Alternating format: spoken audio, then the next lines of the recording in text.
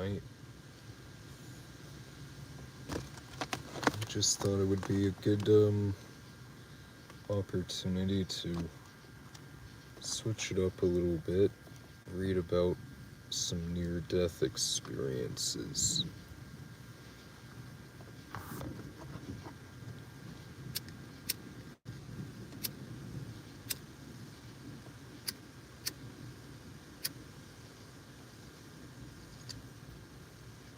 It keeps seeming like it's gonna start just downpouring, but I have my windows cracked a bit just to enjoy the wind. It's kind of windy, and though I think I'm hearing some raindrops. Oh, it might just... See, what happens is it just, like, sometimes it just spontaneously starts downpouring out of nowhere, and I think I might hear it creeping its way over.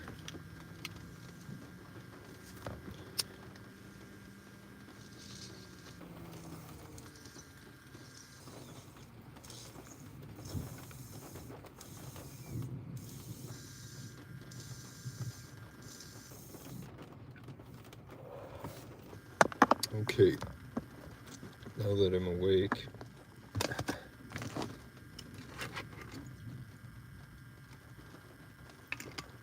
the day I died by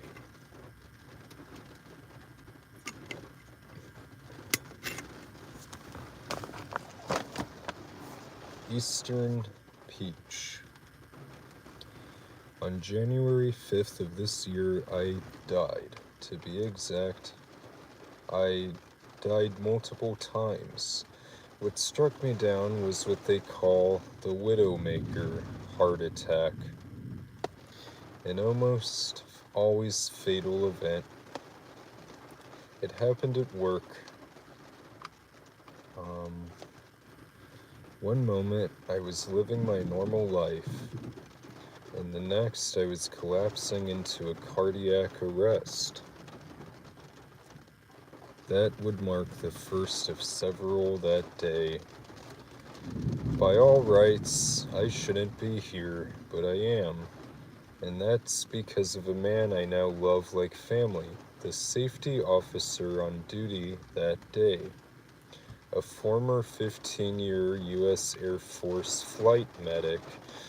He performed manual compressions for 7 minutes straight entirely alone, breaking the cartilage in my chest and cracking most of my ribs. And I thank God for every break. He kept oxygen going to my brain long enough for the paramedics to arrive and strap me into a Lucas mechanical CPR device. They lost me again and again. From what I've been told, I was brought back multiple times in the ambulance and again at the hospital. Eventually, I was placed in a medically induced coma for 5 days to let my heart rest. They installed what I was told was a bladder, something that offloaded some of the heart's work so it could recover. I remained in the hospital for 9 days total, but I only remember the last couple days with any clarity. My memories of waking up are like peeling back layers. Each morning, I thought, yesterday I was asleep even though I was awake, but today I'm actually awake. I seem to re-enter consciousness in stages. I don't remember floating above my body. I don't remember a tunnel of light. I don't recall any detailed visions or divine messages, but I was told something, and I do remember something that left an impression on me deeper than anything I've ever felt. Just gonna adjust this. Maybe that'll help with the sound, I don't know. When I was brought out of the coma, my 78-year-old mother had driven from Florida to Georgia to be with my wife. I wish she hadn't risked the drive, but she's my mom. She was in the room when they removed the intubation tube, and as mothers do, she leaned over to calm me. She put her hand on my shoulder and said gently, "Son, you're going to be okay." From what everyone in the room said, my mother, wife, and brother, I responded immediately and forcefully, "I know I'm going to be okay." Startled, my mother asked how I knew that. All I said, "Granny M told me I was going to be okay."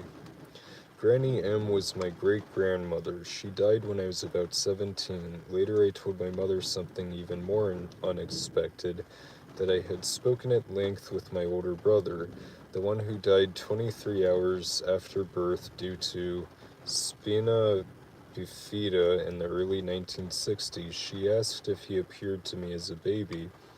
I said no, he was a big, beautiful man. I have no memory of what we talked about, but I do have the impression of a memory like the echo of something I can't quite grasp. And that impression is love, a wellspring of pride, comfort, acceptance.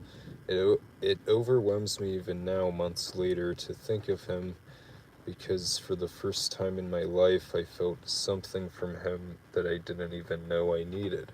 Approval, joy, that he was proud of me, that he knew me and loved me. I'm crying as I type this part. The feeling hasn't faded. 7 months later, it still hits me like a wave when I think of him. That's the only real memory I have from the other side. Not words, not images, but something greater, a deep knowing. Now I know what the skeptics will say, and I don't blame them. After all, I was on a cocktail of drugs in the ICU, ketamine, fentanyl, and who knows what else. Others might say that these visions were nothing more than my brain firing off a final burst of neurochemistry in the face of death. Fine, I understand that perspective, but here's what I can tell you from the inside looking out. If my brain was going to pull up some comforting figure to tell me I'd be okay, it wouldn't have been Granny M as much as I loved her. The person who raised me when my life fell apart, the one who protected me when my parents divorced, that was my paternal grandmother. I always thought of her as more angel than human. If I had the power to choose anyone to meet on the edge of death, it would have been her. But it wasn't. It was Granny M, the woman who raised my mother when her own mother died giving birth. The woman known for her unshakable integrity, and I think she was chosen not just for me, but for my mother, because when I said Granny M told me I'd be okay, it meant something to my mom. It anchored her, because if Granny M said I was going to be fine, then fine I would be. And my brother, I never knew him in life, but I carry him with me now. The memory I don't remember is stronger than any memory I've ever had. It changed me. When I doubt myself, I think of that moment, that presence, that love. You can explain it away if you want, that's your right, but me, I know what happened, and even if I can't prove it with data or images or charts, I can tell you this with every fiber of who I am. I was loved, I was known, and I was told I would be okay, and I am. So that was a pretty long one there. And might just take a break. We'll watch this video. It's by ABC News. It's about an amazing NDE reported during Las Vegas terrorist attack in 2017. Okay.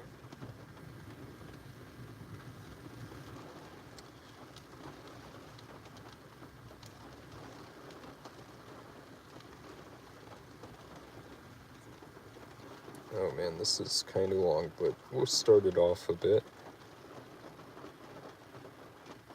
Oh, actually, no, we won't watch this. It's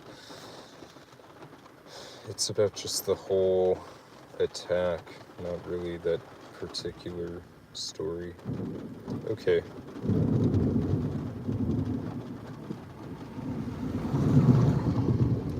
Okay, this is starting out pretty interesting. My NDE story by Zuif. When I, 21, was 8 years old, 21F, if that might be important later in the story, I don't know. Was 8 years old, I was kicked in the head by a horse. I was medically sent into a week-and-a-half coma to avoid major brain damage. Before I get to my NDE, let's start from the beginning. One day, over 12 years ago, I went with my father when he was visiting and was helping a friend at his horse farm. I had never seen a horse up close before, so I really wanted to go, and since it was just my birthday the day before, he decided to take me as a birthday gift. Most of the time I was just wandering around staring at the horses, and even got to feed some of them by hand. However, when my father and his friend went to go help with putting some ointment on the horse's hooves, I ended up going behind it and curiously reached out to touch it against its thigh. I ended up startling it, and it ended up getting kicked full force in the side of the head by a grown stallion. The moment it happened, all I could remember is a very loud ringing sound and everything feeling really light. Everything was a giant blur, like I was looking through stained glass. After a few moments, everything seemed to get really bright all around, like there were 100 lights all pointing at me. Then I saw something that I can remember so clearly even to this day. Standing over me in the stable was my mom. For context, my mom had passed away just under a year prior to this, but I swear I could see her. She would reach down and pick me up into her arms, picking me out of the stable while she cradled me, and just as she leaned down to give me a kiss in my cheek, everything went black. I would end up waking up nearly a week and a half later in the hospital. Miraculously, I would only end up with a concussion and light brain damage after the doctors had told my father I could end up in a coma for the rest of my life. I ended up having to relearn how to walk in physical therapy for a few months, but every day I always think back to that moment. It all felt so real. It looked exactly like her down to every exact detail despite what caused it. I always end up smiling thinking about that moment. Alright. Yeah, that's a good one. That's a good story. Alright, let's check this out.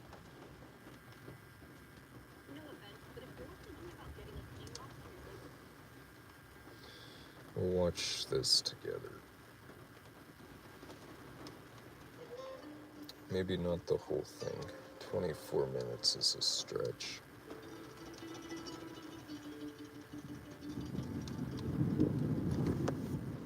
Years before anyone had heard the term near-death experience, we actually have a recorded case of a young Persian man who clearly had a near-death, out-of-body experience. Subsequently, he had telepathic experiences, he developed faith-healing capabilities, experienced incidents of clairvoyance, and had episodic prophetic dreams. The story begins in 1863 in southern the prescient dream. In the dream, he saw Abraham, the father of the Abrahamic faiths, in the form of a child, sitting on his lap. And suddenly he transformed into an adult, overpowering the father. Abraham told him that he wished to be part of the man's family. When he woke up after long meditation, he interpreted his dream as meaning he would have a son with a great destiny. That same year, a son was indeed born, and as the newborn, Hey, what's washed and good, little bundled, doomer was boy? handed over to him, he kissed the baby and gave him his first Oh, feeding, thanks, dog. which by custom Yeah, was it a just dab of started honey and butter. raining. In amazement, Thunder's still he kept staring at going the on. newborn, as it resembled the child he had seen in his dream. As a result, he named his son after the prophet Abraham, who had appeared in his dream, and chose the name Muhammad Ibrahim. But he came to be known as Fadl. Thanks, bro. In school, he was a prodigy. At 9, he began to learn Yeah, Arabic I'm and gonna be mastered it in 3 trying to years. do this every night. By the time he was This is 20, my third he had night. mastered Islamic studies, philosophy, and science. His Yeah, talent it's and kinda genius hot did here not escape the too. dignitaries. The governor of Shiraz also owned the school where Fadl had boarded and studied, and he was keen to arrange a marriage between Fadl and his wife's younger sister. As a result, he often gave him precious gifts, furniture, and expensive bound books, always mentioning that he had everything he needed except a bride. But marriage was the last thing on his mind. After exhausting the traditional fields of study, he became captivated by the mystery of how one becomes a prophet. At that point in his life, Fadl believed that all the prophets of God were ordinary human beings, but exceptionally accomplished. So he sought to discover what it took to become a prophet. At first, he settled on knowledge and studied excessively, but eventually became distraught, realizing his attachment to books was an obstacle and not the answer. In deep despair, it occurred to him that maybe the obstacle was his physical body. In his zeal to achieve prophethood, he sought to find a way to detach his spirit from his body. Just as Moses, Jesus, and Muhammad had retreated from civilization to commune with the spirit. One afternoon, Fadl left his school and began to walk away from the city of Shiraz into the wilds outside the city. His sojourn, however, was not to last long. Just as the sun was setting, out of nowhere, a pack of vicious, stray dogs came towards him. Panicked, Fadl ran away as fast as his feet would take him, but he tripped and hit his head severely and knocked himself unconscious. As a result, he had some sort of a near-death or out-of-body experience. Sudden incident. Oh crap, where did I... Oh no. I lost I lost it. What did I So, do? back to the story. Fadl We'll figure it out. But I was gonna say... I lost the place for this, and it's not even that... Okay, here we are. But I was gonna say... Jack Black also did that in Nacho Libre. He, like, left society and just, like, kind of went on his, like, spirit arc, and, like, yeah, that was cool. So that's what this guy's doing. He runs into a pack of wolves. a pack of vicious, stray dogs came towards him. Yeah, that was awesome, right? Except he was only like a few feet away. Panicked, Like, Fadl bro ran was away as just, fast like, as not his that feet would far take out. him, but he tripped and hit his head severely and knocked himself unconscious. As a result, he had some sort of a near-death or out-of-body experience. Suddenly, Fadl found himself on top of a nearby tree, watching with disgust his lifeless body on the ground. Then in a flash, he ascended higher to a delightful realm, but suddenly remembered his body and returned to check it. Again, he was repulsed by his body, and then ascended even higher, trying to get as high as he could. All of a sudden, he heard a voice. Fadl, this is your station and no higher. Fadl stated that when he looked around, it was the most beautiful and breathtaking scene, way, way beyond description. Then the voice resounded again. Fadl, you are rushing. Your time has not come. You must return to your physical form. And only after perfecting yourself, at the age of 72, shall you ascend to your station. Well, that was it. Suddenly he found himself sitting up in the meadow, and the morning sun was shining. He located his turban and shoes, and returned to town. By the way, he did eventually die at the age of 72, just as he had been told in the spiritual realm. His quest wasn't over yet. He thought to himself, why not try suffering with self-denial and a life of seclusion? First, he avoided meat and prayed constantly. Then, he decided more suffering was necessary. When the governor used to throw a banquet for the theological students, Fadl would not attend. Then, he decided that it was not true suffering because it was not actually seeing the food. It would be more meritorious if he attended the banquet and practiced self-denial there. So, at such banquets, he would pass the delicious dishes and limit himself to only bread and vegetables. Well, still no trumpet blast appointing him as a prophet, but he did attain a certain level of clarity of vision and purity of heart.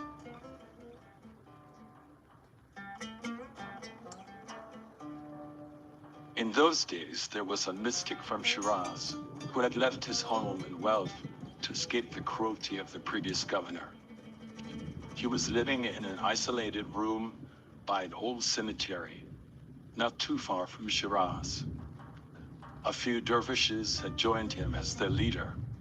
This mystic man, being a psychic, sensed Fadl's inner yearning and sent one of his followers to invite Fadl for a visit so he could guide him to all truth. The messenger visited Fadl, pretending he wanted Fadl to write a letter for him. But Fadl sensed the ruse and told him it's simply an excuse and asked, what are you really here for? The messenger extended the invitation of the mystic leader. This mystic man had seen Baha'u'llah when he had withdrawn to the seclusion of the mountains of Sulaymaniyah. For those not familiar with the Baha'i faith, Baha'u'llah is the prophet founder of the Baha'i faith. And at one time, he had withdrawn from civilization for about 2 years and lived as a dervish in the mountains of Sulaymaniyah. So, back to the story. Fadl arrived at the forsaken room where the dervishes had gathered. The leader was not there. After an hour or so, he saw a holy appearing man with a long white beard, dressed in the garb of the dervishes, returning from the desert. He was the mystic leader. Although he did not utter a word, through telepathy, he communicated with Fadl. For about a year, Fadl, off and on, attended such meetings. And a few times the mystic man brought to Fadl's mind the appearance of the central figures of the Baha'i faith. Chad, have you ever experienced telepathy? The Baha'u'llah and Abdul Baha. Was this mystic man a Baha'i? We'll never know.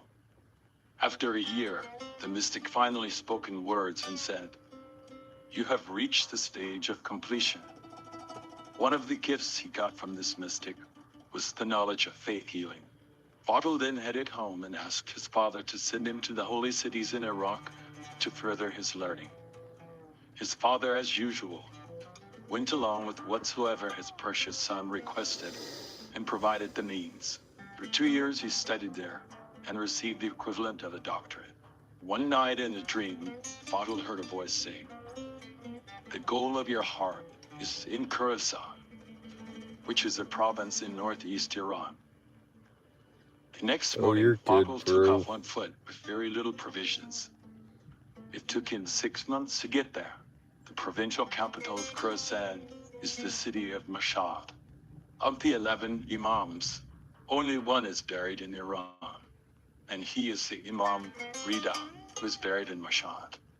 There, Fadl dreamt that in the company of Imam Rida, he went to the celestial world, where he saw God with two heavenly beings, one on each side.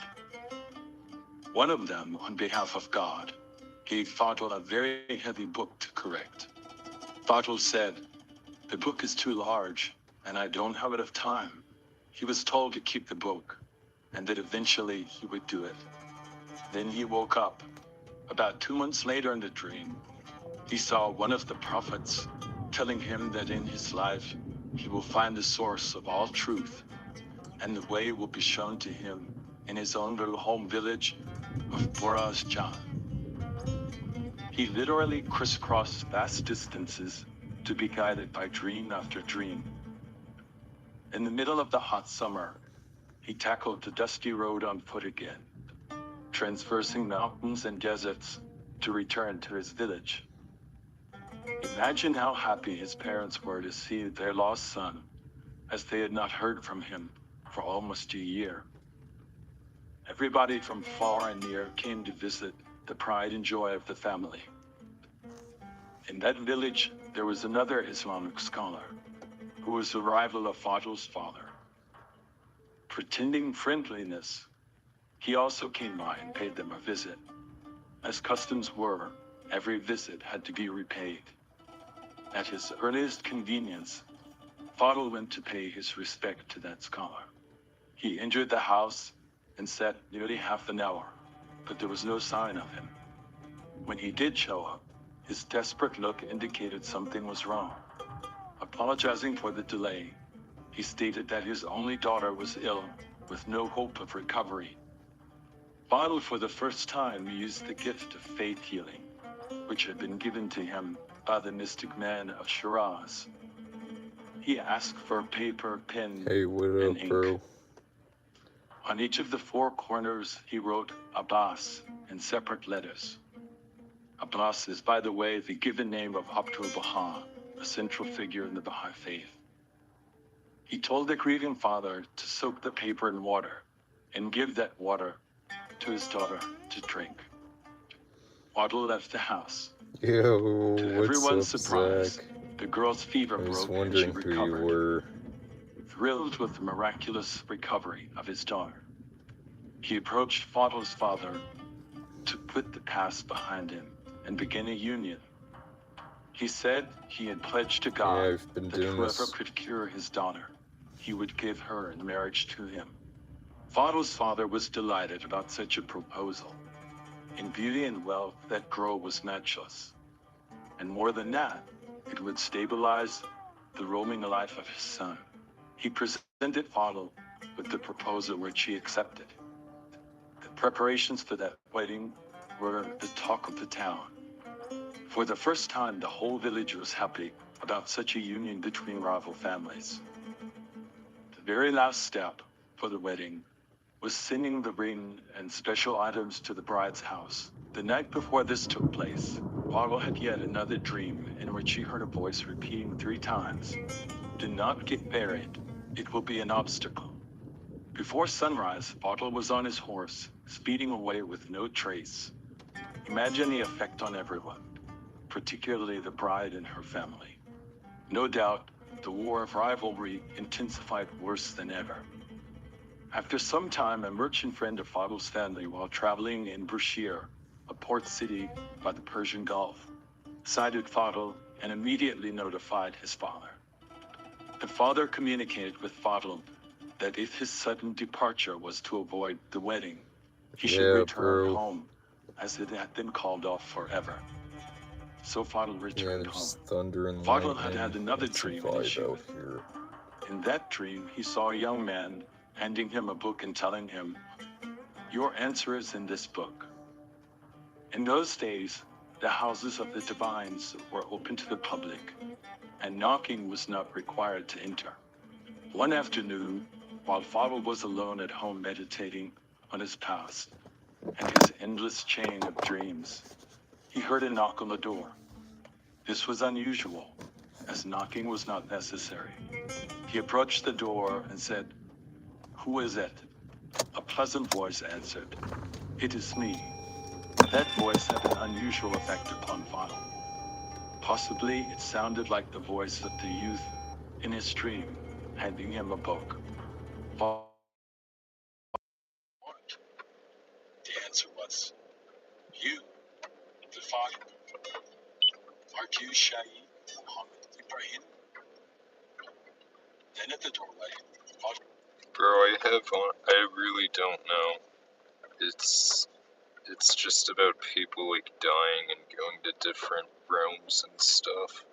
Found a young man who appeared to be just arriving at the village. Fadl asked, "Where are you from?" He said, "I'm from Shiraz, and I'm on my way to Bashir." Fadl helped him take his horse to the stable and showed him in. The young man brought his saddlebag with him into the house. They spent the rest of the day covering every subject except religion. He spent the night as Fadl's guest. After breakfast, Fadl could not contain his curiosity any longer. Fadl said, "May I ask, with these locks, how much gold are you carrying?" The traveler answered, "I have something much more precious than gold." Yeah, pretty much.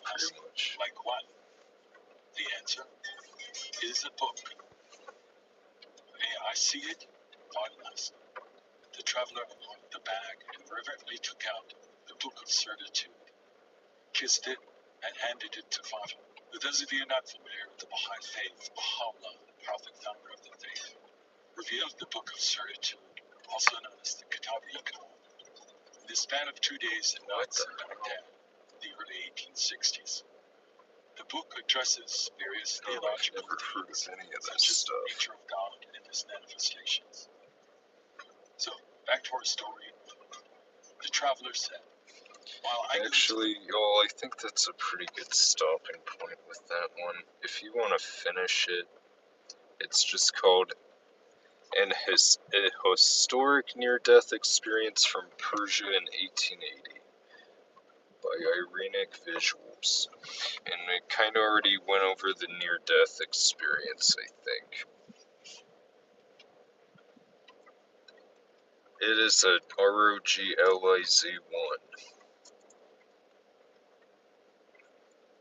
Yeah, it's pretty cool. Let's see, a PSP and a tablet. Yeah, pretty much. Yeah, you can touch the screen. It's a lot bigger than a PSP, but not as big as a tablet. Alright, here's a short one to wrap it up. Here's like this picture they have for it. It's kind of cute.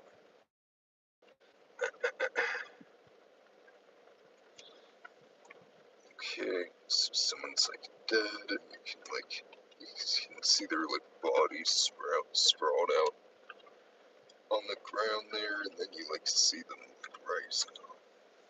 Anyways, in 1982, Ricky Randolph fell 60 feet during a hunting accident. That's crazy. He just fell out of a tree, I think. Resulting in a near-death experience, a vision of the future, and a miracle foretold. He felt himself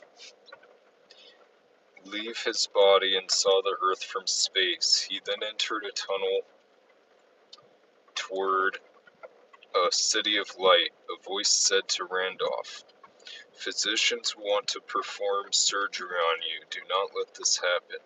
If you do, you will never walk again." Randolph was then shown the future. I turned and saw the earth in turmoil, wars and death, terrible sights, cities fell and new ones were built. I saw the U.S. in a volcano exploding, covering many cities in darkness. I looked and saw the collapse of our government as we know it, people killing for food and water, horrible sights. I saw what seemed to be a giant explosion in the Earth's atmosphere, and much land was destroyed. I looked on and saw a new type of people, younger and of a peaceful nature. The cities were few that were left, but these people seemed to be content. When Randolph revived, he told the doctors he didn't want to be operated on against their wishes. Months later, Randolph was miraculously healed as foretold in his NDE. Okay. 1982. Dang, it's a kind of a scary one to end it on, but hey, a lot of NDEs are kind of positive for real. But most, like the other ones we were reading, for sure more positive. Alright. Well, that got dark real quick. Anyways, alright, thanks for tuning in. See you all next time. Thank you.